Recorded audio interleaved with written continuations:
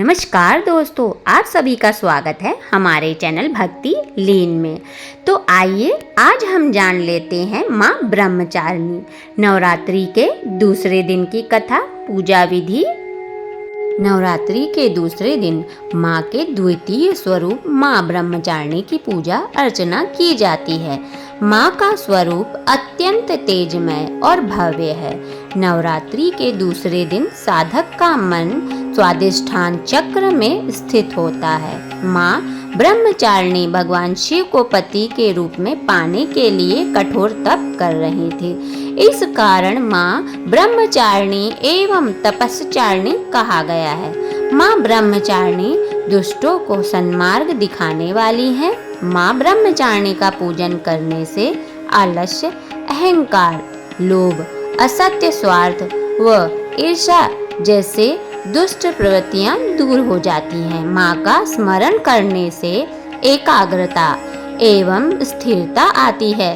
साथ ही बुद्धि, विवेक व धैर्य में वृद्धि होती है।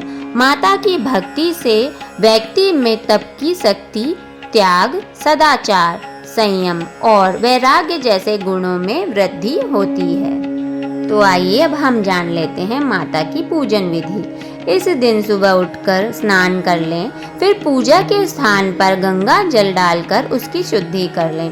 घर के मंदिर में दीप प्रज्वलित करें। माँ दुर्गा का गंगा जल से अभिषेक करें। अब माँ दुर्गा को अर्घ्य दें। माँ को अक्षत, सिंदूर और लाल पुष्प अर्पित करें। प्रसाद के रूप में फल और मिठाई चढ़ाएं। धूप और दीपक जलाकर दुर्गा माँ का चालीसा का पाठ करें, आरती करें और सप्तशती का पाठ करें। माँ ब्रह्मचारिणी को कमल और गुड़हल के फूल बेहद पसंद है, इसलिए इनकी पूजा के दौरान इनके चरणों में यही फूल अर्पित करें। माँ को चीनी और मिश्री काफी पसंद है, इसलिए माँ को भोग में चीनी, मिश्री और पंचामृत का भोग लगाएं। माँ ब्रह्मचारिणी को दूध और दूध से बने व्यंजन अति प्रिय होते हैं, इसलिए आप उन्हें दूध से बने व्यंजनों का भोग लगा सकते हैं। इस भोग से देवी ब्रह्मचारिणी प्रसन्न हो जाएंगी और इन्हीं चीजों का दान करने से लंबी आयु का सौभाग्य भी पाया जा सकता है। अब आइए हम जान लेते हैं माँ ब्रह्मचारिणी की कथा। ब्रह्मचारिणी का अर्थ तप की चारिणी यानी तप का आचरण करने वाली देवी का यह रूप पूर्ण ज्योतिर्मय और अत्यंत भव्य है। इस देवी के दाएं हाथ में जप की माला और बाएं हाथ में कमंडल धारण किए हैं।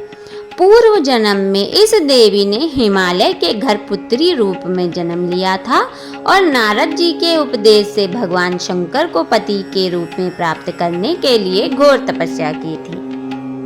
इस कठिन तपस्या के कारण इन्हें तपचारिणी अर्थात ब्रह्मचारिणी नाम से अभिहित किया गया है। 1000 वर्ष तक इन्होंने केवल फल फूल खाकर बिताए और 100 वर्षों तक केवल जमीन पर रहकर साग पर निर्वाह किया।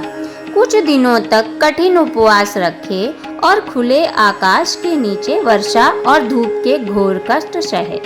3000 वर्षों तक टूटे हुए बिलपत्र खाए और भगवान शंकर की आराधना करती रहीं।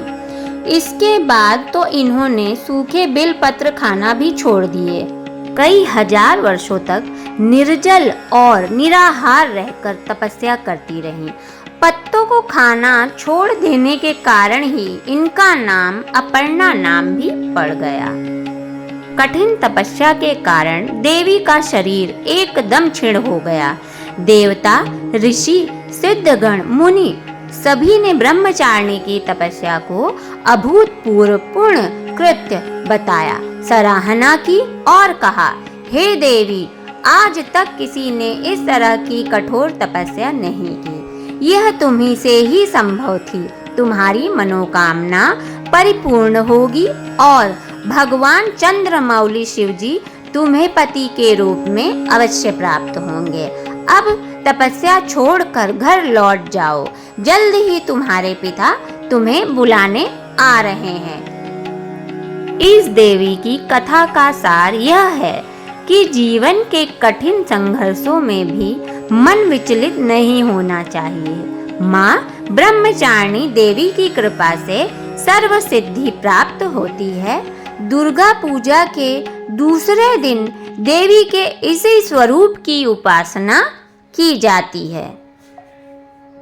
माँ ब्रह्मचारिणी दूसरे दिन की कथा की समाप्ति यहाँ पर ही होती है। मैं उम्मीद करती हूँ कि आप सभी को इस वीडियो से लाभ हो।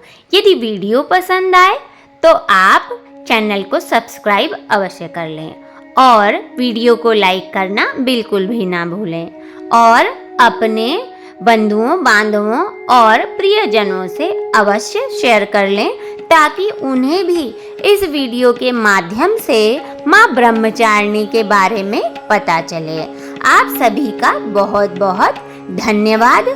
नवरात्रि के दूसरे दिन की बहुत बहुत शुभकामनाएं। जय माँ ब्रह्मचारिणी, जय माँ दुर्गा।